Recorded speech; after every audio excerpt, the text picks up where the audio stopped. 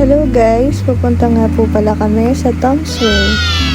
Dito po kami niyan sa Taipei Station at nag-aantay po kami ng tren. Ayan, binuhat po yan ng papa niya.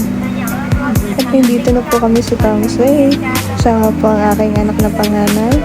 Nagpa-pre-taste po agad. Kasama po ang aking biyanan, si Mami Iste.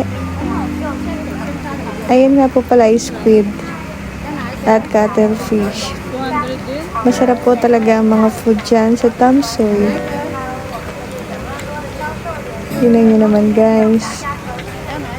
Nagkakahalaga po yan 100. Ito nga pala ang bunso ko si Anya. Tuwang-tuwa ang bata at batutay oh. Meron na siyang tawag ba dito sa patrol. Dito po kami at kumakain po. Yung mga binili po namin kanina sa seaside po yan sa Tomsway. Wow. Masarap po talagang pumasyal dyan sa gilid ng Tomsway. Ito nga palang vlog na to guys, ginawa ko po siya para ma-remind po para sa mga anak ko at sa sarili ko na mayroon kaming magandang memories ulit sa Taiwan. Ito po ang aking makulit na bunso. Pinili ng papa niya ng mga laruan pero para kumain pero ayaw pa rin. Siguro maya-maya po siya kakain. Kain po tayo dyan. Ayan, meron po siyang balon na. At indito na po kami ngayon. Papunta na po kami. Paikot po yan sa Bali. Ayan. Yung love na yan. Tsaka rainbow. Nag-arkila po kami dyan ng tinatawag na parang e-bike po. E-bike po talaga yan. Ngayon, ang sarap ng hangin, presko, nakakawala ng stress, kasama pa yung pamilya mo. Ang sarap-sarap po talaga sa pakiramdam na pumasyal ka paminsan-minsan habang nagtatrabaho ka. Nagtatrabaho po kami OFW sa factory worker po sa Taiwan.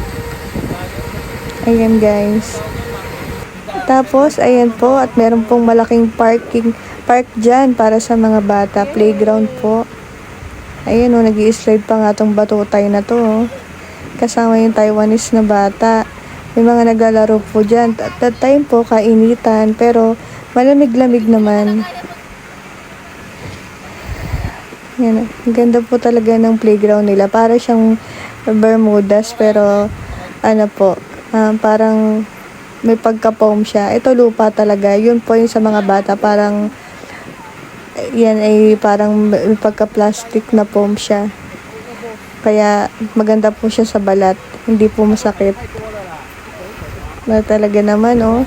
Sinasamahan ng ate niya ang batang ito. Hindi nagpapaawat. Pinagbigyan na po namin kahit mainit-init ang araw.